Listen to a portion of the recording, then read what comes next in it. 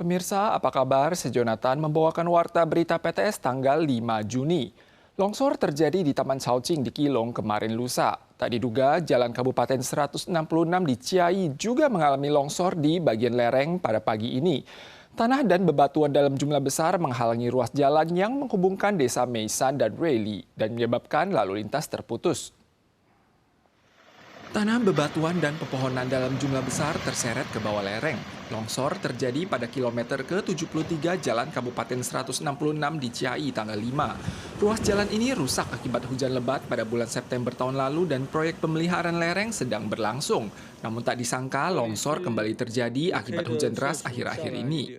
Selain itu, berhubung tanah dan bebatuan di jalur puncak utama Yuisan relatif basah, longsor di sekitar kilometer ke-4,9 menutupi jalan setapak seluas 20 meter sehingga tidak dapat dilalui untuk sementara waktu.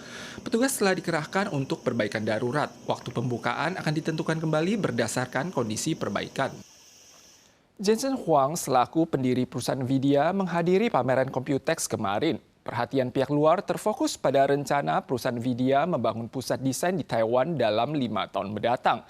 Walau lokasinya belum ditentukan, Wali Kota Taipei Jiang Wan'an dan Wali Kota Tainan Huang Weizhe semuanya menyatakan ketertarikan mereka. Jensen Huang juga mengumumkan secara serempak dengan Hong Hai Technology Group bahwa mereka akan membangun pusat komputasi canggih di Kaohsiung. Kunjungan pendiri Nvidia Jensen Huang menimbulkan sensasi terkait kecerdasan buatan atau AI di Taiwan. Pada tanggal 4, Huang yang banyak menarik perhatian saat hadir di Computex Taipei mengatakan Nvidia mungkin akan membangun pusat desain di Taiwan pada 5 tahun ke depan. Excellent engineers, great technology, excellent work ethic, great spirit. It's a fantastic place. So I'm looking forward to expanding our site here, and I'm very much looking forward to finding a nice site. Jensen Huang mengungkapkan harapannya untuk menemukan lokasi yang cocok untuk membangun kantor pusat yang indah bagi karyawan Nvidia. Pada saat yang sama, juga mengatakan bakal merekrut setidaknya 1.000 insinyur. Mendengar berita ini, banyak kepala daerah angkat bicara menyatakan kesediaan bekerja sama. 产业的转型以及教育创新的密不可分，台北市都已经准备好了。站在地方政府的立场，我们会把台南最好的一面，把这个相关的一些资料提供给他们。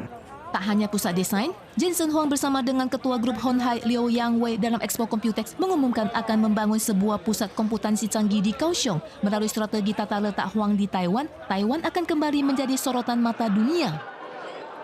Masalah penularan populasi di Taiwan cukup parah. Isu keselamatan berkendaraan bagi lansia juga telah memicu diskusi. Ormas menilai guna menekan resiko kecelakaan lalu lintas pada lansia, selain memberantas cara berkendaraan yang tidak aman, yang lebih diharapkan adalah membangun lingkungan trotoar dan angkutan umum bagi kalangan disabilitas agar para lansia dapat keluar rumah dengan aman. Polisi saat menyidik kasus mobil menghalangi ambulans di Changhua baru-baru ini menemukan pengemudi mobil adalah seorang nenek berusia 77 tahun. Nenek tersebut mengaku dia terlalu gugup dan tidak sengaja melakukan pelanggaran. Ia kemudian dikenakan denda oleh polisi. Hal ini juga menonjolkan masalah pengemudi lansia. Pemerintah New Taipei mengumumkan hingga 15 Mei untuk tahun ini, lansia yang meninggal pada kecelakaan lalu lintas adalah yang terbanyak, mencapai 16 orang. Menurut statistik, korban tewas akibat kecelakaan lalu lintas untuk usia 65 tahun ke atas dalam 3 tahun terakhir sedikit menurun pada tahun 2023. Namun jumlah korban cedera bertambah dari 63.000 orang menjadi 71.000 orang. Jumlah korban cedera untuk Januari hingga Maret tahun ini dibanding tahun lalu juga bertambah sekitar 3,3% atau 597 orang. Dari data statistik, Ormas menemukan 75% kematian lansia terjadi pada lansia pengendara motor dan pejalan kaki, sehingga menyarankan pemerintah untuk mendahulukan penanganan masalah sepeda motor dan pejalan kaki. 从设施就是步行环境开始打造，还有良好的公众运输，让他们可以透过双脚跟公众运输就可以自由的出行。 Ormas juga mengimbau pemerintah untuk mencabut SIM pengemudi buruk dan memperbaiki infrastruktur yang ada, membangun trotoar dan transportasi umum bebas hambatan agar kaum lansia tidak perlu menggunakan kendaraan pribadi untuk bepergian dengan nyaman. Kasus cacar monyet kembali muncul di Taiwan akhir-akhir ini. Penderitanya adalah seorang pria yang tidak memiliki catatan ke luar negeri namun melakukan aktivitas seksual beresiko tinggi. Selain itu, walau wabah influenza telah melewati masa puncaknya, kasus parah masih tetap terjadi. Baru-baru ini, seorang anak perempuan berusia 8 tahun meninggal karena miokarditis akibat komplikasi influenza. Seorang gadis usia 8 tahun di kawasan selatan terinfeksi influenza tipe B pada pertengahan Mei. Ia menderita demam, sakit kepala, muntah, dan pneumonia, miokarditis, dan ensefalitas, sehingga akhirnya meninggal dunia. Pusat Pengendalian Penyakit mengingatkan, walau masa puncak influenza telah berlalu, virus masih tersebar secara sporadis di komunitas. Sekali terinfeksi, tetap beresiko menimbulkan komplikasi parah. Selain itu, kasus cacar monyet kembali muncul di Taiwan. Penderita adalah seorang pria 40-an tahun yang belum divaksinasi dan tidak keluar negeri akhir-akhir ini, namun memiliki aktivitas seksual beresiko tinggi. Kalangan beresiko tinggi disarankan tetap menerima 2 dosis vaksin lengkap. Tanggal 4 Juni kemarin adalah peringatan 35 tahun insiden Tiananmen. Pasukan polisi dikerahkan secara ketat di lapangan Tiananmen, kota Beijing sepanjang hari. Demikian juga dengan Hong Kong yang berada dalam kondisi siaga penuh.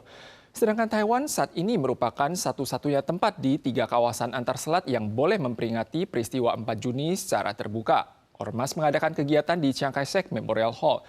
Banyak warga Tiongkok dan Hong Kong yang ada di Taiwan datang untuk berpartisipasi. Masyarakat memperingati 35 tahun insiden 4 Juni dengan mempersembahkan bunga segar dan lilin. Taiwan saat ini menjadi satu-satunya tempat di antara Tiongkok dan Hong Kong untuk memperingati insiden ini secara terbuka. Banyak warga Tiongkok dan Hong Kong yang turut berpartisipasi pada acara yang diadakan di alun-alun depan Chiang Kai-shek Memorial Hall. 我觉得也是一种责任吧，就是我觉得对于要记住历史记忆是很重要的。 Pada sore acara, penyintas insiden 4 Juni dan pemuda Tiongkok perantauan hadir sebagai sikap mendukung dan mengheningkan cipta pada pukul 8:09 malam. 在意就是人权啊、民主，没有这些的话，孩子他也不会有一个环境去成长。 Presiden Lai Ching-te memposting artikel untuk memperingati insiden 4 Juni, mengatakan setiap orang memiliki keyakinan yang sama dan hanya demokrasi dan kebebasan bisa melindungi hak masyarakat. Sementara Wakil Presiden Xiao Bi-kim mengingatkan selain mempertahankan kebebasan dan demokrasi, juga harus menjaga hak kebebasan bersuara agar menjadi negara yang patut dihormati. 我们一贯反对任何人以此为借口攻击抹黑中国、干涉中国内政。 Sejumlah besar polisi dikerahkan untuk bersiaga di lapangan Tiananmen, Beijing. Pada situs reservasi Menara Gerbang diumumkan bahwa lapangan Tiananmen ditutup sepanjang hari. Polisi Hong Kong bersenjata lengkap juga menjaga di sekitar Taman Victoria yang sebelumnya merupakan tempat penyalaan lilin pada 4 Juni. Lokasi tersebut disewakan untuk acara pasar selama 2 tahun berturut-turut. Pemirsa sekalian, sekian Warta Berita dari PTS. Kita soal lagi di lain kesempatan. Sampai jumpa.